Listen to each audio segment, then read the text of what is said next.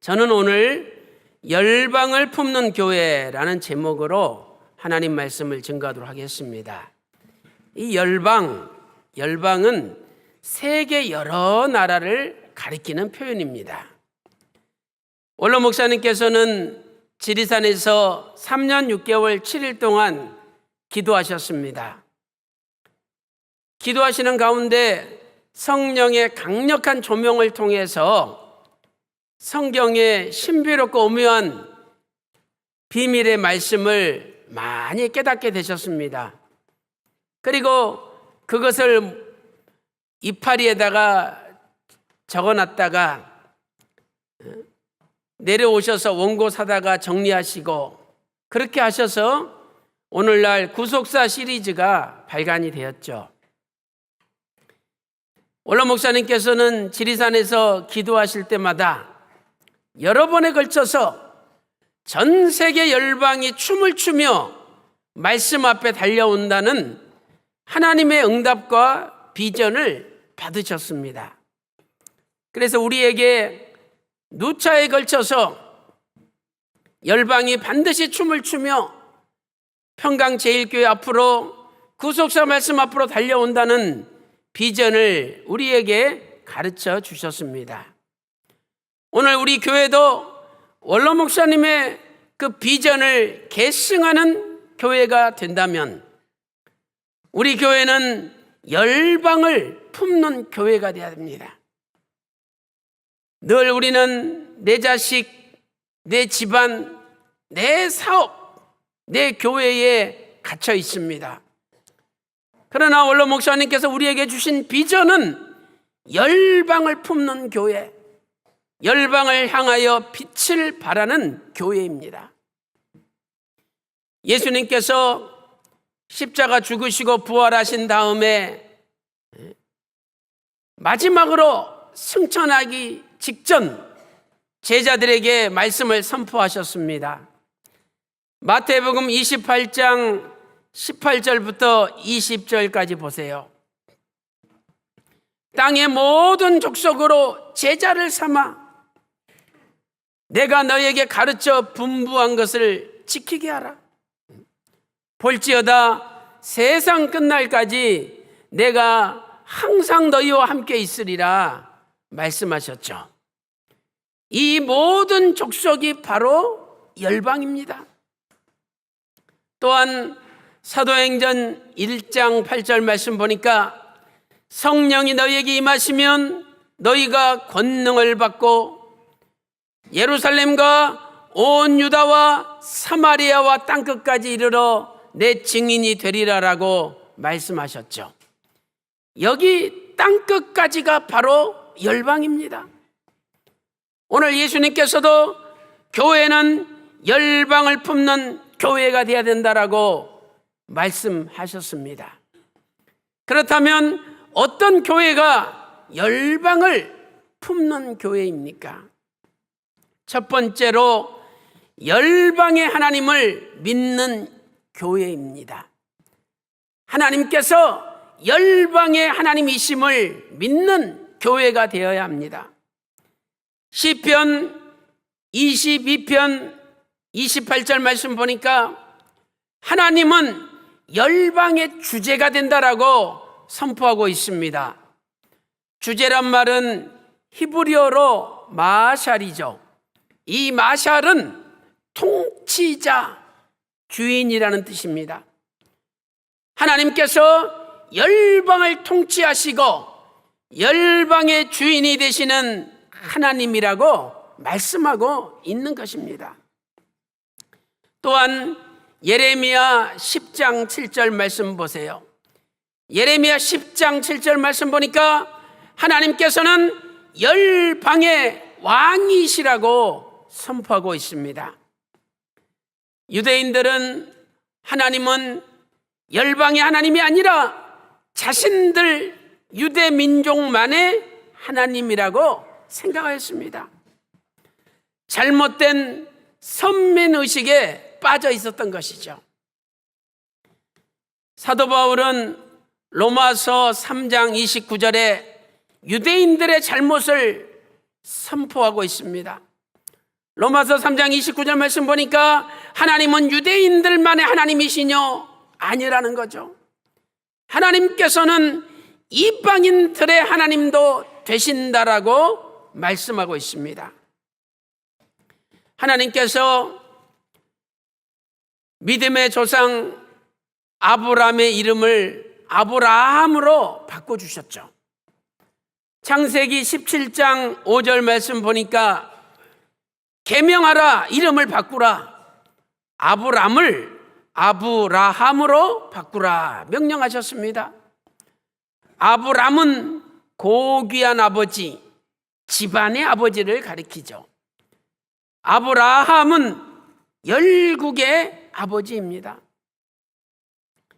누구든지 그 사람이 한국 사람이든지 미국 사람이든지 일본, 중국 사람이든지 아니면 저 아프리카 사람이든지 예수님을 믿으면 누구든지 아브라함의 자손이 됩니다. 그러므로 아브라함은 유대인들만의 아버지가 아니라 열국의 아버지가 되는 것이죠. 이 말씀이 갈라디아서 3장 7절과 29절에 말씀하고 있습니다. 시편 47편 9절 말씀 보니까 열국의 방백들이 모인다는 거죠. 그러면서 하나님은 아브라함의 하나님의 백성이 된다라고 선포하고 있습니다. 열국의 방백들이 다 모여서 아브라함 하나님의 백성이 된다라고 시편 47편 9절에 말씀하고 있는 것이죠. 그렇다면 오늘 우리도 하나님, 우리가 믿는 하나님 아버지는 집안의 하나님이 아니라, 대한민국의 하나님이 아니라 전 세계 열국의 하나님이심을 믿어야 되는 것입니다. 빌립보서 2장 10절 말씀 보니까 하늘에 있는 자들과 땅 위에 있는 자들과 땅 아래에 있는 자들, 전 세계 열국을 예수의 이름 앞에 무릎 꿇게 하신다라고 빌립보서 2장 10절에 말씀하고 있습니다. 로마서 15장 12절 말씀 보니까 예수님께서는 열방을 다스리기 위하여 나타나신 분이라고 로마서 15장 12절에 말씀하고 있죠. 또한 사도행전 10장 36절에서는 만유의 주가 되시는 그리스도라고 말씀하고 있습니다. 어느 날 하나님께서 베드로에게 이방 사람 고넬료의 집에 가서 하나님 말씀을 전하라, 전도하라라고 명령하셨습니다. 그런데 베드로는 예수님의 제자임에도 불구하고 여전히 하나님은 유대인만의 하나님이시라는 선민의식을 버리지 못했습니다. 유대인들이 이방 사람들하고 만나고 식사하면서 교제하는 것은 불법으로 알려져 있었습니다.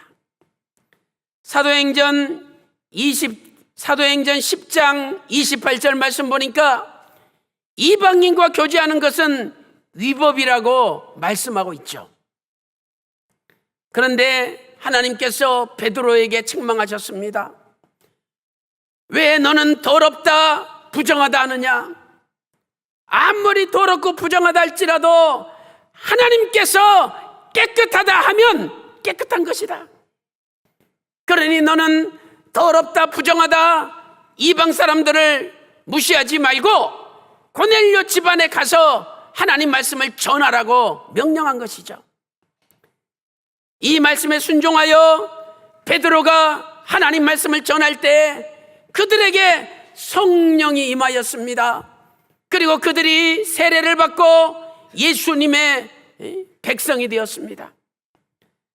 나중에 사도 베드로는 사도행전 10장 45절에서 각 나라 사람 중에 하나님을 경외하고 의를 행하는 자는 하나님께서 받으시는구나, 이렇게 사도행전 10장 35절에 베드로가 고백하였던 것이죠. 사랑하는 성도 여러분, 오늘 하나님께서는 우리 집안의 하나님, 대한민국의 하나님만이 아니라 전 세계 열방의 하나님, 열국의 하나님이신 줄로 믿습니다.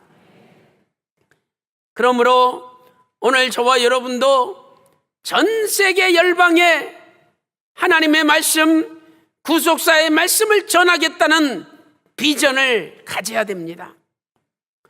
지금 우리 교회에 실로 선교회, 영어를 사용하는 사람들을 선교하는 실로 선교회가 있죠. 또 중국말을 쓰는 사람들을 전도하는 캐뎀 선교회가 있습니다. 그러나 앞으로 파키스탄 선교회, 무슨 캄보디아 선교회, 일본 선교회, 여러 선교회가 만들어져야 될 줄로 믿습니다. 시편 102편 15절 말씀 보니까 열방이 여호와의 이름을 경외하게 될 거라고 말씀하고 있습니다. 오늘 이 말씀에 의지하여 우리가 믿는 하나님이 우리 집안의 하나님이 아니라 대한민국만의 하나님이 아니라 세계 열방의 하나님이 되시는 놀라운 역사가 있기를 주님의 이름으로 축원합니다. 큰 두 번째로, 어떤 교회가 열방을 품는 교회입니까? 두 번째는 열방의 빛을 발하는 교회입니다. 우리는 열방의 빛을 발하는 교회가 되어야 합니다. 이사야 60장 1절에 일어나라 빛을 발하라 명령하고 있습니다. 이사야 60장 3절에는 열방이 네가 비추는 빛으로 열왕이 네 광명으로 나아오리라라고 예언하고 있습니다. 이 예언은 지금 이스라엘 백성들이 이제 바벨론 포로에 끌려가 있지만은 반드시 회복이 되어서 전 세계 열국의 빛을 발하게 될 거라는 예언입니다. 나아가서 앞으로 신약 시대에 예수 그리스도의 교회가 탄생하고 그 교회가 전 세계 열국을 향하여 빛을 발하게 될 것이라는 예언입니다.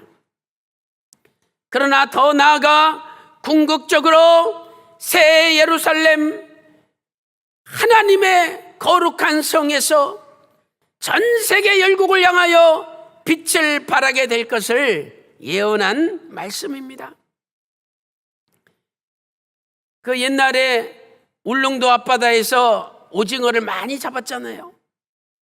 깜깜한 밤에다가 환하게 오징어 배가 불을 켜놓습니다.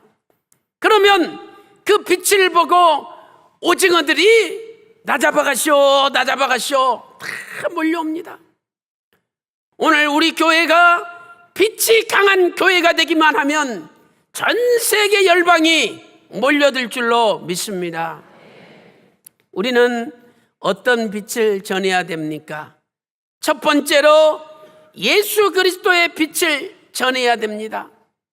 예수님께서 참 빛입니다. 요한복음 1장 4절에 말씀 안에 생명이 있었으니 이 생명은 사람들의 빛이라고 말씀하고 있습니다. 또한 요한복음 1장 9절에 참 빛, 세상에 와서 비추는 빛이 있었으니 그분이 바로 예수님이시죠. 요한복음 8장 12절 말씀 보니까 나는 세상의 빛이로다. 나를 따르는 자는 어둠에 다니지 아니하리라 말씀하고 있습니다. 오늘 왜 나의 마음이 어둡고 우리의 생활이 어두컴컴한 죄를 짓고 왜 우리의 사업이 어둡습니까? 나를 따르는 자는 어둠에 다니지 않는다고 말씀하셨는데 우리가 진정으로 예수님을 따라가지 않기 때문은 아닙니까? 두 번째로 말씀의 빛을 비추어야 합니다. 말씀의 빛. 시편 119편 105절에 주의 말씀은 내 발의 등이요 내 길의 빛이라고 말씀하고 있습니다. 잠언 6장 23절 말씀 보니까 대저 명령은 등불이요 하나님의 법, 하나님의 말씀은 빛이라고 잠언 6장 23절에 말씀하고 있습니다. 여러분, 우리가요 남을 너그럽게 용서하고 이해하고 그 품을 수 있는 넓은 마음이 있어야 됩니다. 그래야 열방을 품을 수 있는 거지. 세상 말로 말해서 소가지가 좁으면은요 담을 수가 없는 거예요. 담을 수가.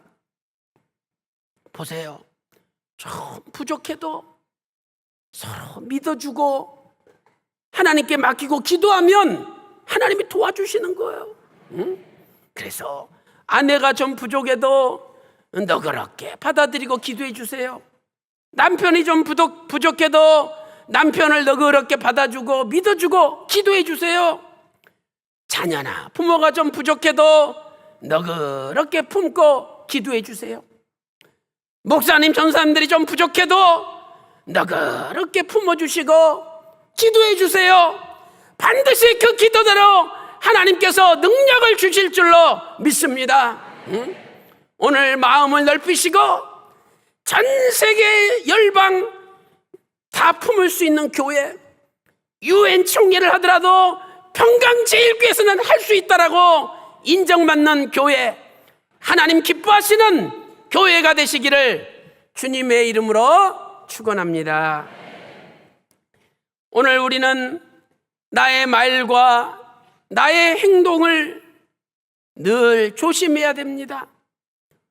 나의 말로 인하여, 나의 행동으로 인하여 혹시 열방이 말씀 앞에 달려오는 장애물이 되지 않냐? 아무리 좋은 말, 좋은 행동도 내가 이것 말했다가 저분들이 말씀 앞에 오지 못하도록 장애물이 되겠구나, 이렇게 생각되면 하지 말아야 됩니다.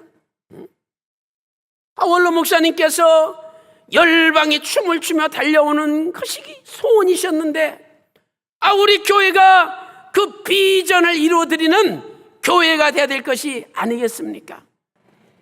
오늘 또 열방을 향하여 어둠을 뿌리는 교회가 아니라 열방을 향하여 빛을 뿌리는 교회, 하나님께서 기뻐하시는 교회가 되시기를 주님의 이름으로 축원합니다. 큰 세 번째로, 열방을 품는 교회는 열방이 몰려오는 교회입니다. 열방을 품으면 열방이 몰려옵니다. 이사야 60편 4절 말씀을 보세요. 내 눈을 들어 사면을 보라. 무리가 다 모여 내게로 오느니라. 네 아들들은 원방에서 오겠고 네 딸들은 안기워 올 것이라 말씀하고 있습니다. 열방이 오는 모습을 구체적으로 어떻게 묘사하고 있습니까? 첫 번째로 열방이 사면에서 옵니다. 이사야 60장 4절에 사면에서 온다라고 기록되어 있습니다. 또한 이사야 43장 5절 6절 말씀 보세요. 열방이 동서남북 사방에서 몰려든다라고 말씀하고 있습니다. 이것은 하나님의 구원이 일부 지역에 국한된 구원이 아니라 전 세계적인 구원의 역사임을 알려주고 있습니다. 두 번째, 열방이 무리를 지어서 옵니다. 이사야 60장 4절에 무리가 다 내게로 모여오느니라. 무리가 온다는 거죠. 한두 사람이 오는 것이 아니라 그냥 무리를 지어서 온다는 거예요. 무리를 지어서. 이제 10월 말에 세계 구속사 전도인 세미나가 있습니다. 2년 전에 제 1회 대회 때는 29명이 왔죠. 제 2회 대회 때는 50명이 왔습니다. 지금 올해는 제 3회인데 273명의 외국 목회자들이 신청해 놓고 있어요. 이제 내년쯤 되면 아마 한 500명 넘게 외국 지도자들이 몰려올 것입니다.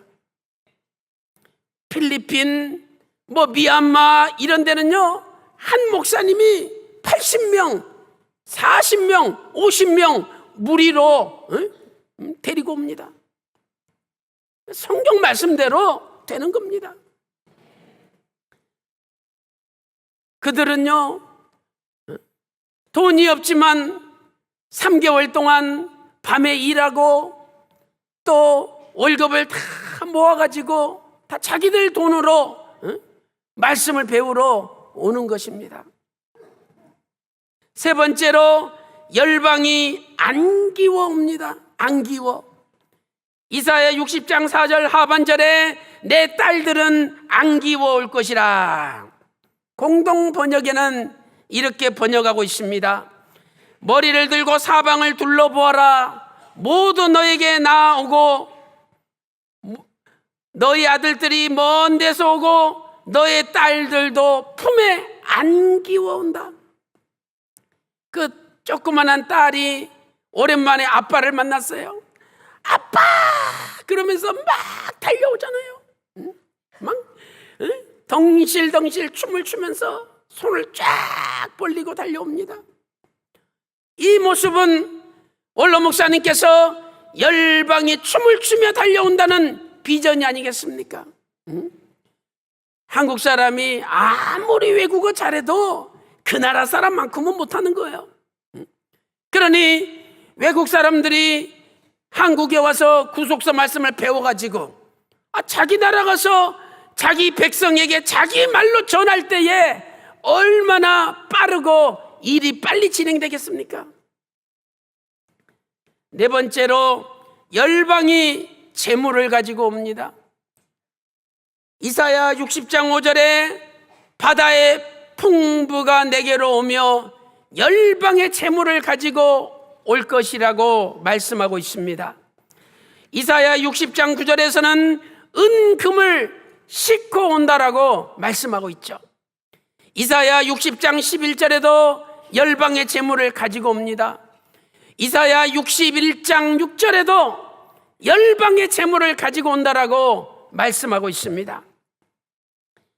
열방이 와야 재물도 오는 것입니다.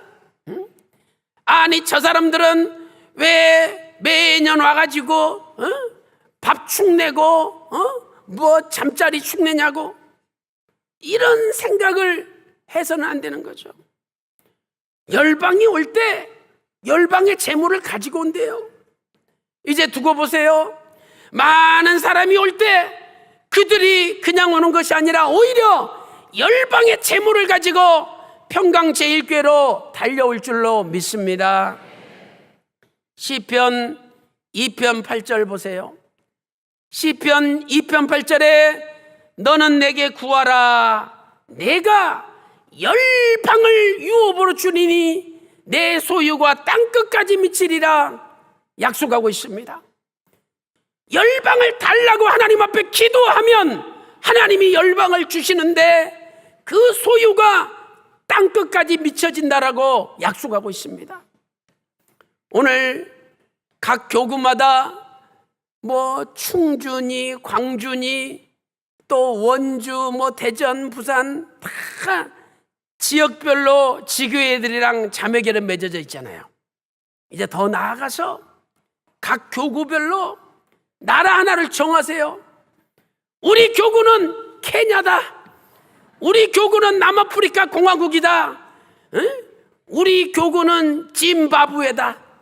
정해놓고 여러분이 원래 할 때도 그 나라를 우리 교구에게 주십시오. 기도하십시오. 반드시 하나님이 열방을 여러분 교구에게 주실 줄로 믿습니다. 믿음은 바라는 것들의 실상이에요. 진짜 믿고 기도하면 반드시 이루어지는 것입니다.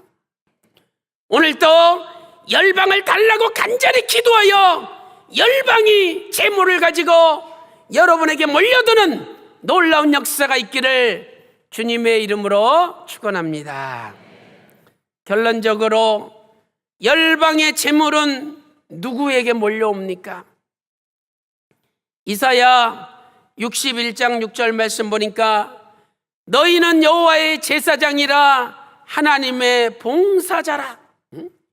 여호와의 제사장에게, 하나님의 봉사자에게 열방의 재물이 몰려온다라고 말씀하고 있습니다. 우리는 신약시대 제사장들입니다. 베드로전서 2장 9절에 너희는 왕같은 제사장이라고 말씀하고 있죠. 그렇다면 우리는 하나님의 봉사자가 되어야 됩니다. 예수 그리스도를 믿고 주의 몸된 교회를 위하여 생명 바쳐 일하는 봉사자가 되어야 됩니다. 이번에 10월 27일 날 토요일 날 2,000명 초청 구속사 세미나가 모리아 성전에서 열립니다. 또한 전 세계 273명의 세계 전도인들이 몰려옵니다. 오늘 그분들을 위하여 헌신하는, 하나님께 열심히 일함으로 하나님께 인정받을 때 분명히 열방의 재물이 여러분에게 주어질 줄로 믿습니다. 우리는 언제 열방이 춤을 추며 몰려오느냐 하면서 먼 미래의 일이다, 나하고는 아무 상관이 없는 일이라, 우리 때는 도저히 이루어질 수 없는 비전이라고 생각할 때도 있습니다. 그러나 그렇지 않습니다. 이사야 60장 22절 말씀 보니까 때가 되면 나 여호와께서 속히 이루리라 약속하고 있습니다. 이사야 66장 18절에도 때가 이르면 내가 열방과 열족을 모으리라 선언하고 있습니다.